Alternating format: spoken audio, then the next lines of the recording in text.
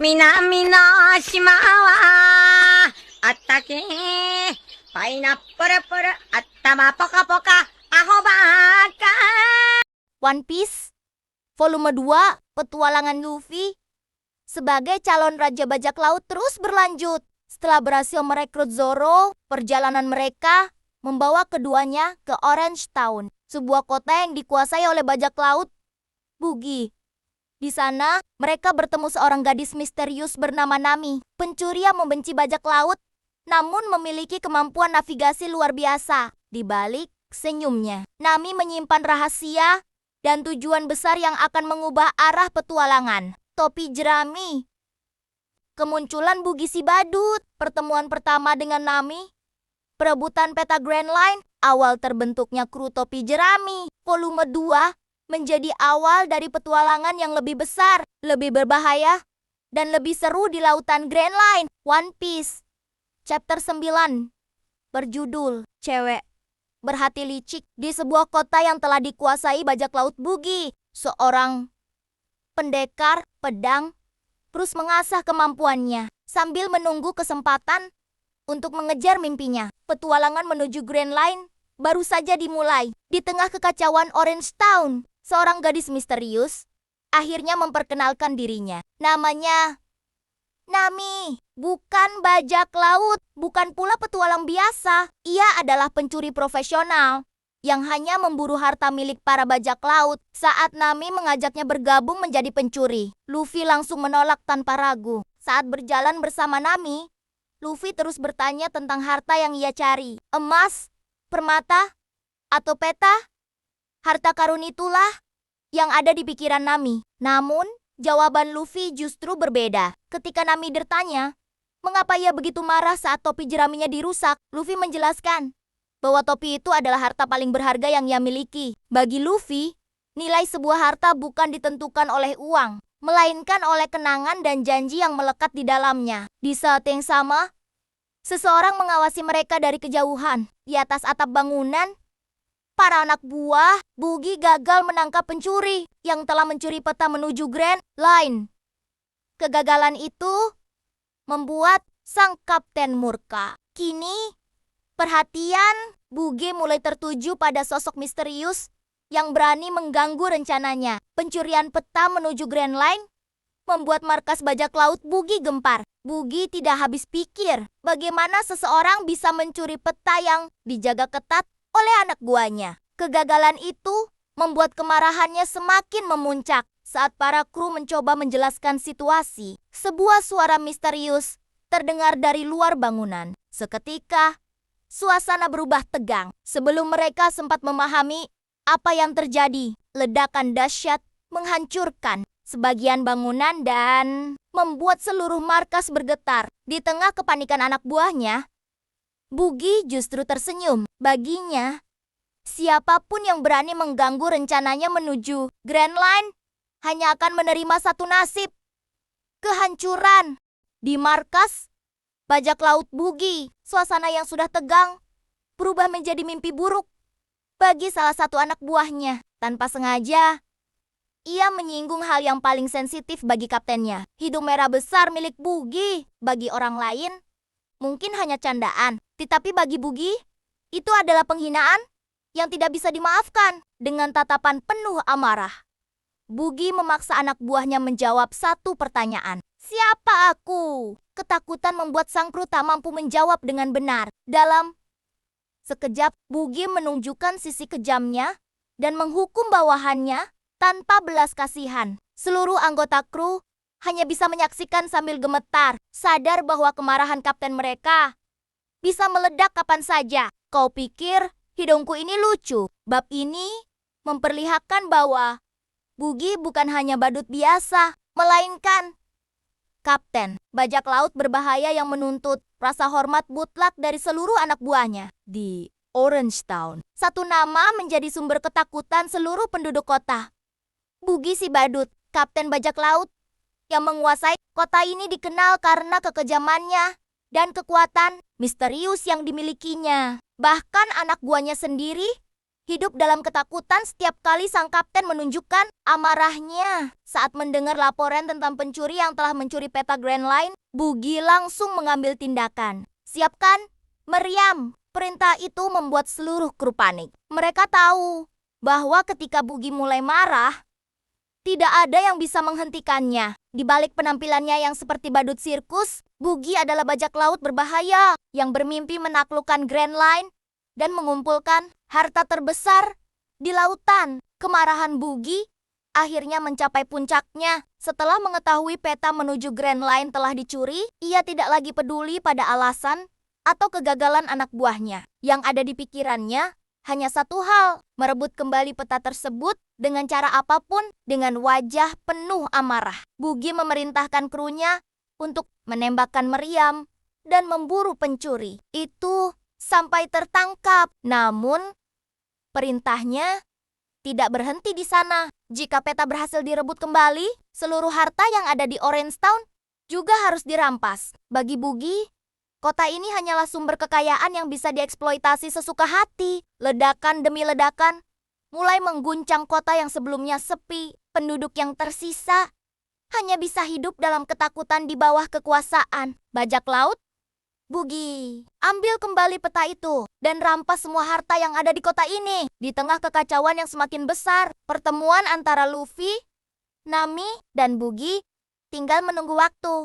Saat beristirahat di sebuah rumah kosong, Luffy mulai bertanya tentang keadaan kota yang terlihat sepi tanpa penduduk. Nami kemudian menjelaskan bahwa Orange Town sebenarnya telah dikuasai oleh bajak laut. Buggy, karena takut pada kekejaman mereka, sebagian besar penduduk memilih mengungsi dan meninggalkan rumah-rumah mereka. Bagi Nami, nama Buggy sudah sangat terkenal di kalangan bajak laut. Selain memiliki kru yang besar, Buggy juga dikenal sebagai sosok yang terobsesi dengan kekuatan, meriam, dan tidak ragu menghancurkan apapun yang menghalangi jalannya. Namun reaksi Luffy justru jauh dari yang diharapkan.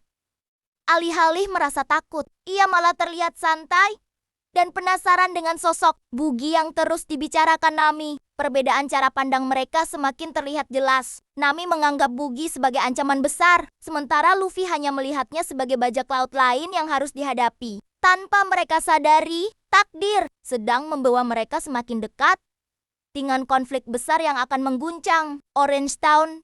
Nami mulai menceritakan reputasi mengerikan Buggy kepada Luffy. Konon, ada sebuah kota yang pernah dihancurkan hanya karena seseorang mengejek hidung merah miliknya dengan kekuatan misterius yang dimilikinya. Bagi menjadi salah satu bajak laut yang ditakuti di East Blue. Namun, alih-alih merasa khawatir, Luffy justru membuat Nami semakin kesal saat Nami menjelaskan bahwa seluruh penduduk Orange Town telah mengungsi karena ketakutan. Luffy malah salah paham dan mengira Nami sedang mencuri dari rumah kosong. Perbedaan cara berpikir mereka membuat percakapan berubah menjadi adu mulut yang kocak. Di satu sisi, Nami berusaha menjelaskan betapa berbahayanya Buggy. Di sisi lain, Luffy tetap santai seolah tidak ada ancaman apapun. Meski terus bertengkar, tanpa mereka sadari hubungan yang akan menjadi fondasi kru topi. Jerami mulai terbentuk dari percakapan-percakapan sederhana seperti ini. Di balik sifatnya yang licik dan kecintaannya pada uang, Nami ternyata memiliki tujuan yang jauh lebih besar. Ia mengungkapkan bahwa dirinya bercita-cita mengumpulkan 100 juta beri, jumlah uang yang bahkan sulit dibayangkan oleh kebanyakan orang. Nami memilih jalan yang berbahaya, mencuri harta milik para bajak laut. Baginya, para bajak laut adalah target yang pantas dirampok karena mereka memperoleh kekayaan dengan merampas orang lain. Tak hanya itu, Nami juga menunjukkan peta menuju Grand Line yang baru saja berhasil ia curi. Rencananya sudah jelas, ia akan terus mengumpulkan harta dari para bajak laut, lalu berlayar menuju Grand Line untuk mencari kekayaan yang lebih besar lagi. Namun sebelum semua itu terjadi, ada satu target yang ingin ia rampok terlebih dahulu. Buggy si badut. Untuk pertama kalinya, Luffy melihat bahwa di balik senyum, Nami terdapat ambisi besar dan rahasia yang belum ia ceritakan kepada siapapun. Setelah mendengar impian Nami, Luffy Semakin yakin bahwa gadis itu adalah orang yang tepat untuk bergabung dengannya, Nami menawarkan kerjasama sementara. Menurutnya, dengan kekuatan Luffy dan kemampuannya sebagai navigator, mereka bisa mendapatkan banyak harta bersama. Dengan penuh percaya diri, Nami mengungkapkan bahwa navigasi adalah keahliannya. Ia memahami laut, arah angin, dan rute pelayaran lebih baik daripada kebanyakan pelaut. Bagi Nami, laut bukanlah tempat yang menakutkan. Laut adalah rumah yang ia cintai. Mendengar hal itu, Luffy langsung bersemangat. Tujuannya memang menuju Grand Line, dan seorang navigator hebat adalah kru yang sangat ia butuhkan. Untuk pertama kalinya, keduanya menemukan kesamaan. Mereka sama-sama ingin berlayar menuju Grand Line. Di tengah kota yang dikuasai Bugi, sebuah kemitraan yang akan mengubah dunia perlahan mulai terbentuk. Saat Luffy dengan polos mengajak Nami menjadi navigator kru bajak laut topi jerami, ia mengira jawabannya sudah pasti. Iya, awalnya Nami memang terlihat tertarik. Tujuan mereka sama-sama menuju Grand Line, dan kemampuan Luffy bisa sangat membantunya mendapatkan harta yang ia cari. Namun semuanya berubah hanya karena satu kata, bajak laut. Bagi Nami, bajak laut adalah hal yang paling ia benci. Begitu mengetahui bahwa Luffy benar-benar ingin menjadi bajak laut, ia langsung menarik kembali semua ucapannya dan menolak mentah-mentah tawaran tersebut. Luffy pun hanya bisa kebingungan melihat perubahan sikap Nami yang begitu drastis. Di balik senyumnya yang ceria, ternyata Nami menyimpan alasan besar yang membuatnya tidak bisa mempercayai seorang bajak laut. Satu jawaban keras dari Nami membuat impian Luffy merekrut navigator pertamanya harus tertunda. Di tengah pembicaraan tentang harta karun dan impian menuju Grand Line, Nami mulai penasaran dengan topi jerami yang selalu dipakai Luffy. Baginya, topi itu terlihat biasa saja dan jelas bukan peta atau harta yang bisa dijual. Namun bagi Luffy, topi tersebut jauh lebih berharga daripada emas ataupun permata. Luffy mengungkapkan bahwa topi jerami itu adalah pemberian dari seseorang yang sangat berarti dalam hidupnya. Sebuah simbol janji yang harus ia penuhi dengan menjadi bajak laut hebat. Di masa depan, mendengar penjelasan itu, Nami mulai menyadari bahwa tidak semua orang mengejar harta hanya demi uang. Ada juga yang mempertaruhkan hidupnya demi sebuah mimpi dan janji. Meski masih menganggap bajak laut sebagai sumber masalah, untuk pertama kalinya, Nami melihat sisi lain dari sosok Luffy yang berbeda dari bajak laut kebanyakan. Kadang harta paling berharga bukanlah emas atau permata, melainkan kenangan dan janji yang selalu kita jaga. Di balik senyumnya yang ceria dan kecintaannya pada uang, Nami akhirnya mengungkapkan satu hal yang paling ia benci di dunia, bajak laut. Dengan penuh emosi, Nami menegaskan bahwa ia hanya menyukai dua hal, uang dan jeruk. Sementara itu, bajak laut berada di posisi paling bawah dalam daftar kesukaannya. Bagi Nami, para bajak laut hanyalah pembuat masalah yang hidup dengan merampas milik orang lain. Karena itulah, ia terus menolak ajakan Luffy untuk bergabung. Meskipun pemuda bertopi jerami itu tidak pernah menyerah membujuknya. Namun, di tengah kemarahannya, sebuah ide tiba-tiba muncul di benak Nami. Senyum licik pun kembali menghiasi wajahnya. Sepertinya ia menemukan cara untuk memanfaatkan situasi demi mencapai tujuannya sendiri. Sementara Luffy masih terus meminta Nami bergabung dengan krunya. Nami justru mulai menyusun rencana yang bisa menguntungkannya. Di saat Luffy terus mengejar anggota kru baru, Nami justru sedang menyiapkan langkah licik yang bisa mengubah jalannya. Petualangan mereka setelah berkali-kali menolak ajakan Luffy untuk bergabung, Nami akhirnya memberikan sebuah tawaran yang mengejutkan. Ia bersedia mempertimbangkan tawaran Luffy. Tetapi dengan satu syarat, mereka harus membantu menemukan dan menghadapi bajak laut Bugi. Bagi Luffy, itu bukan masalah besar. Tanpa berpikir panjang, ia langsung menyetujuinya dengan antusias. Namun Nami ternyata memiliki rencana lain di balik kerjasama tersebut. Diam-diam, Nami berniat memanfaatkan Luffy untuk membantunya mendekati Bugi dan mendapatkan apa yang ia incar. Sementara itu, Luffy yang polos sama sekali tidak menyadari siasat yang sedang disusun oleh calon navigatornya. Sebelum berangkat, Nami menyiapkan seutas tali, benda sederhana yang tampak tidak berarti. Itu ternyata akan menjadi bagian penting dari rencananya untuk menjebak seseorang, dua orang dengan tujuan yang sama, tetapi motivasi yang sangat berbeda. Akhirnya melangkah bersama menuju markas bajak laut Bugi. Kerjasama antara Nami dan Luffy akhirnya dimulai. Dengan santai, Nami mengajak Luffy menuju tempat persembunyian bajak laut Bugi yang berada di ujung kota. Namun, sejak awal, Nami sudah memiliki rencana yang berbeda dari yang dibayangkan Luffy. Saat mereka berjalan menuju markas Bugi, Nami tiba-tiba menggunakan tali yang telah ia siapkan sebelumnya. Dalam sekejap, Luffy terjatuh dan terikat tanpa bisa bergerak. Bagi Nami, Luffy hanyalah umpan sempurna untuk mendekati.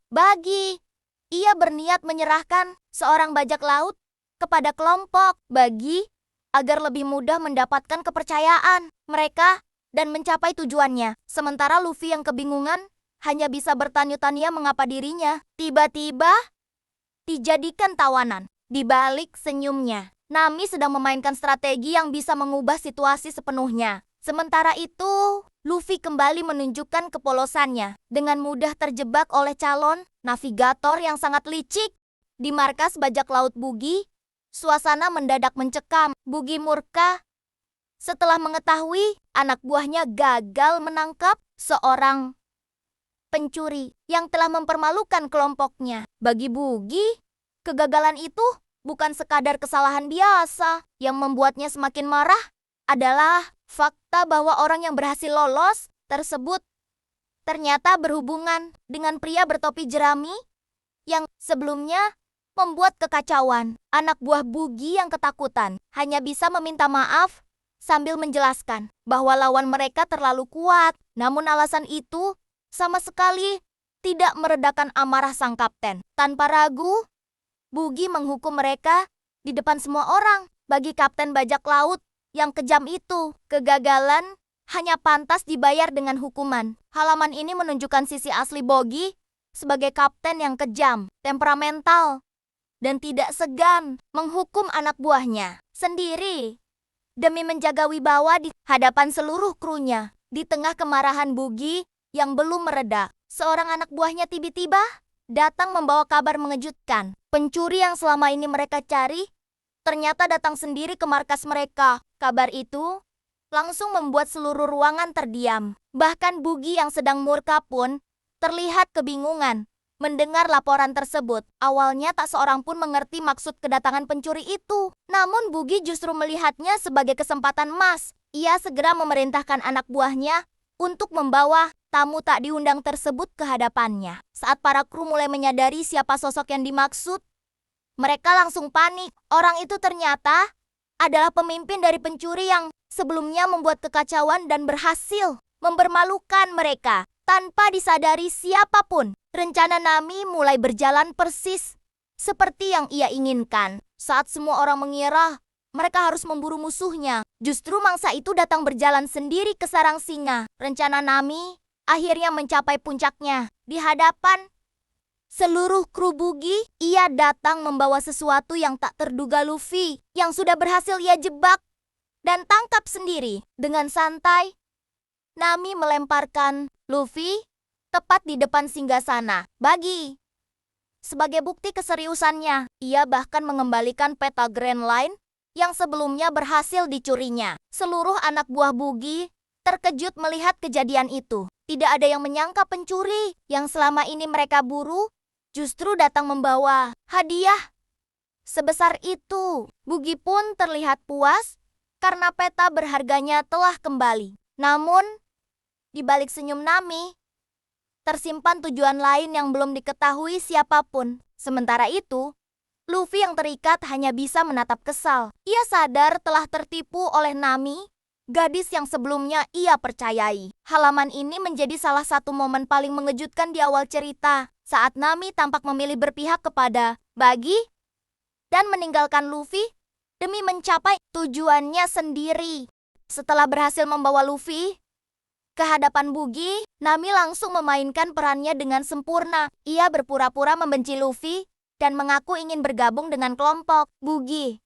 Demi mendapatkan kepercayaannya, Buggy yang terhibur dengan sikap Nami, langsung menerima tawaran tersebut. Bahkan, sang Kapten Badut menganggap Nami sebagai sosok yang menarik dan layak berada di pihaknya. Namun semua itu hanyalah bagian dari rencana besar Nami.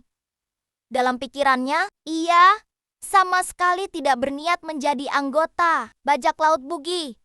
Tujuan sebenarnya jauh lebih sederhana. Mencuri seluruh harta Buggy, mengambil kembali peta Grand Line, lalu kabur dari kota secepat mungkin. Sementara itu, Luffy yang kini berada di balik jeruji besi, hanya bisa menyaksikan semua sandiwara tersebut. Meski terjebak, ia belum mengetahui apa yang sebenarnya sedang direncanakan Nami. Halaman ini menunjukkan kecerdikan Nami sebagai pencuri ulung. Di balik senyum manisnya, ia sedang menjalankan permainan berbahaya di tengah markas salah satu bajak laut paling ditakuti di East Blue. Sementara Luffy sedang terjebak dalam masalahnya sendiri. Zoro akhirnya berhasil mencapai kota yang dikuasai bajak laut Buggy. Namun, begitu tiba di pelabuhan, ia langsung merasakan ada sesuatu yang tidak beres. Seluruh kota terlihat kosong, tanpa seorang pun penduduk di jalanan. Suasana yang sunyi membuat tempat itu terasa jauh dari kata normal. Dari seorang penduduk yang ditemuinya, Zoro mengetahui bahwa kota tersebut sudah berada di bawah kekuasaan Kapten Buggy. Mendengar nama itu, Zoro mulai memahami bahwa kemungkinan besar hilangnya Luffy berkaitan dengan kelompok bajak laut tersebut. Meski belum memiliki petunjuk yang jelas, instingnya mengatakan bahwa jawaban yang ia cari berada di markas Buggy. Tanpa ragu, pendekar pedang itu memutuskan untuk bergerak sendiri. Baginya, cara tercepat menemukan Luffy adalah dengan menemui orang yang menguasai kota tersebut secara langsung. Halaman ini menjadi awal pergerakan Zoro di Arc Orange Town. Dengan ketenangannya yang khas, ia mulai mendekati pusat masalah. Tanpa mengetahui bahwa Luffy dan Nami sudah lebih dulu terlibat dalam kekacauan yang lebih besar.